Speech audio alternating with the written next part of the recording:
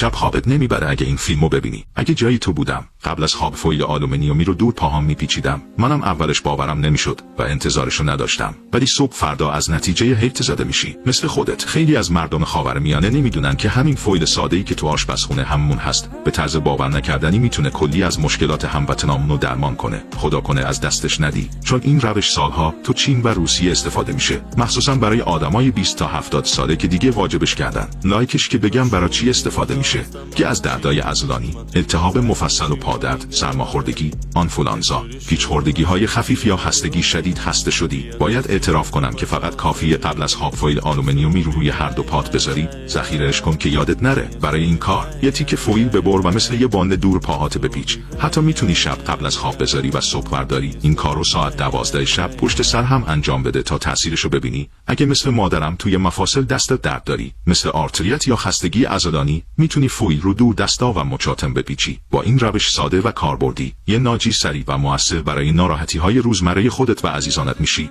از دست به دستش کن که از بقیه کشورها جا نمونی. هر روز از این آموزش‌های رایگان تو پیجمون برات میذاریم. حیفه که همراهمون نباشی. پس دنبالم کن و اگه به دردت خورد برای سلامتی مادرم دعا کن.